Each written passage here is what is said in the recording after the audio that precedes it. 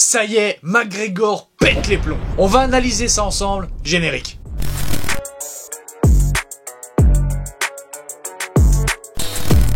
Après 5 défaites consécutives, nous sommes en droit de nous demander comment va réagir notre coach préféré, le célèbre Conor McGregor. C'était ironique, juste au cas où. On voit bien qu'il est tout le temps tendu à se plaindre qu'il y ait uniquement 2 rounds au lieu de 3, alors qu'en main event c'est un 5x5. Ses espoirs reposent donc sur son petit protégé Lee Hammond, qu'il connaît depuis bien longtemps puisqu'il s'entraîne au même endroit. Sauf que notre petit Lee n'affronte pas n'importe qui. Kurt Olobo, le vétéran de la team Chandler, ceinture noire de jiu-jitsu brésilien. Un adversaire de taille qui promet de rendre le combat très intéressant. Concernant le portrait de Kurt, c'est un parcours un peu particulier. Il fait ses débuts en 2012 et signe en même temps avec une compagnie de management. Cette compagnie l'a appelé et lui a proposé un combat dans la finale de Strikeforce.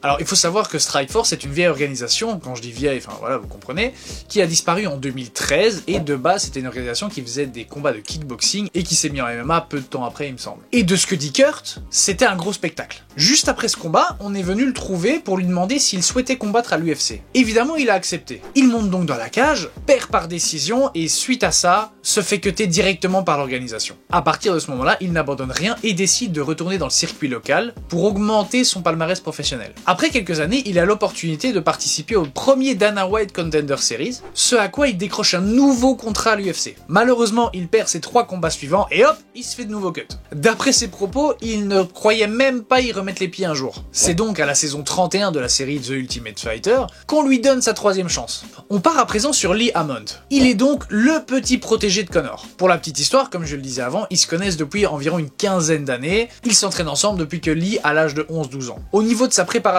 pour le combat, son coach lui montre quelques enchaînements afin de le préparer à réagir à la pression que pourrait lui mettre Kurt. D'après Hammond, il se considère comme un combattant très complet. Il a commencé par le JJB, le jiu-jitsu brésilien, et après quelques années de pratique, il a petit à petit commencé le striking. Il a de très longs segments, donc une grande allonge, ce qui lui apporte un bel avantage sur le papier. Bref, bonne boxe, bon kick, bon grappling, il peut s'adapter dans toutes les situations. Concernant la préparation de Kurt, il est extrêmement conscient d'être plus expérimenté que Lee. Mais il sait également que tout peut se passer dans la cage, tout en reconnaissant Hammond comme un très bon combattant. Techniquement, si on écoute Kurt, c'est un très bon striker. Il a également un très bon jiu-jitsu, il est ceinture noire, et sait donc s'adapter sans problème si le combat va au sol. Après, le sol en MMA, c'est absolument pas pareil que le sol en jiu-jitsu brésilien, qu'on se le dise. On voit toujours un investissement monstrueux de la part de Chandler et de son équipe. C'est très important pour lui d'être investi à 100% avec chaque combattant. Comme je l'ai fait comprendre plus tôt, Lee Hammond est quelqu'un de très investi, très passionné, très préparé. Son palmarès pro est de 5 victoires pour 0 défaites avec 4 KO. Pour la petite histoire, il a donc commencé par le jiu-jitsu brésilien,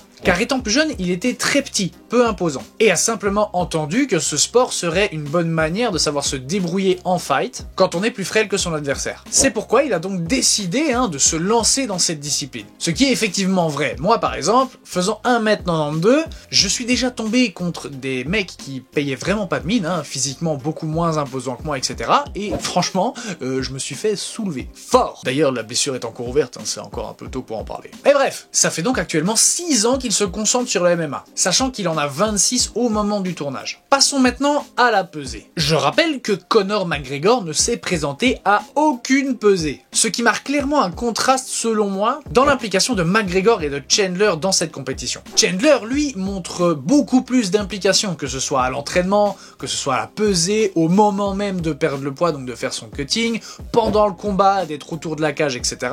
Alors que McGregor, on repassera. Et il ne comprend absolument pas son attitude vis-à-vis de ses combattants. Il se demande quel message il a envie d'envoyer. Allez, passons au moment qui nous intéresse le plus, la bagarre. Round 1, le combat commence plutôt fort et finit vite au sol. Kurt envoie un low kick qu'Hammond parvient à intercepter sur la fin et finit donc en takedown. À ce moment-là, la guerre au sol commence. Lee Hammond a un bon contrôle sur son adversaire. Kurt essaie de se dégager, de recomposer pour se relever ou sweeper Lee. Mais Hammond, très stable sur ses appuis, garde l'avantage et travaille en grande pente. Il tente d'avoir la menthe, mais très compliqué face à la défense de Kurt. Olobo profite d'un petit espace laissé par Lee et prend une position avantageuse. Il tente de tirer les jambes de son adversaire pour finir au-dessus de lui et y parvient. Il commence son travail contre un Lee très calme et très attentif aux moindres gestes. Lee finit par se relever avec un Kurt qui lui colle toujours au dos, tentant même de le soulever. Mais grosse défense de Lee qui lui crochette la cheville de manière à contrer le takedown, et se retrouve donc en position dominante face à Kurt. Lee fait une tentative de Kimura, qui est une clé d'épaule, mais ne parvient pas à finaliser. Il garde quand même une position dominante sur Kurt et continue d'essayer de prendre la menthe. Il continue le travail et en profite même pour envoyer quelques gros coudes sur son adversaire, gardant toujours une énorme pression sur Kurt. Le round se termine tranquillement avec un net avantage pour Lee. Round 2,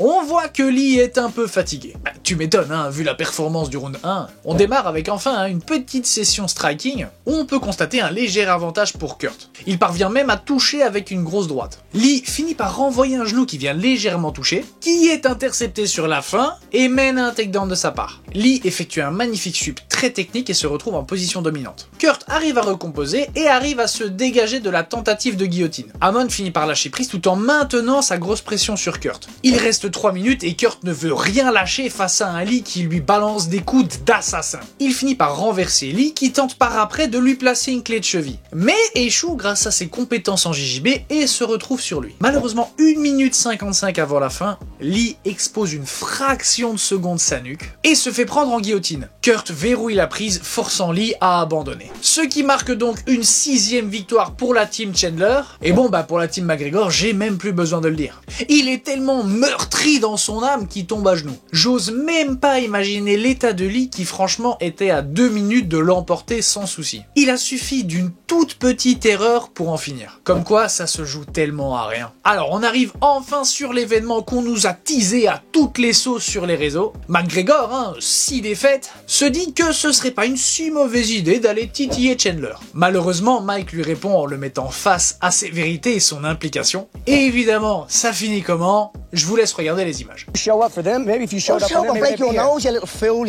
Come on, dude. Yeah, what? I'll take you, little take you.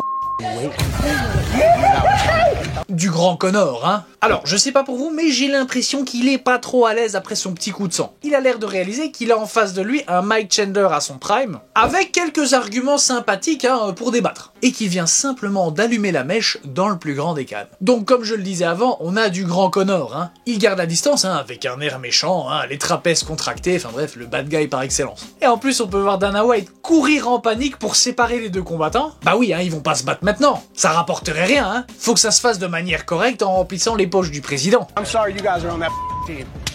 I would have been there for you. Cet extrait-là, pour ceux qui causent pas anglais, ça dit grosso modo « Les gars, je suis désolé que vous ayez à supporter ce trou de balle. » À l'entendre, Conor a poussé Chandler dans le but de montrer à son équipe qu'il est là pour eux. Mais il me semble que c'est pas la meilleure manière de le montrer, À ce stade, tout le monde se fout de la gueule de Conor et de son coaching. Et c'est même plus un secret. Et je pense que dos au mur, comme à son habitude, il a sorti sa carte drama. He's 0-6, I knew that was coming. Prochain épisode, il reste 2 combats dans les quarts de finale. Donc, London Quiñones affrontera le vétéran Jason Knight. On n'en sait pas beaucoup plus pour le moment. Enfin bref, comme d'habitude, ce fut un plaisir de te présenter ça. Si ça t'a plu, tu sais quoi faire. Abonne-toi, like, partage. Nous, on se retrouve dans une prochaine vidéo.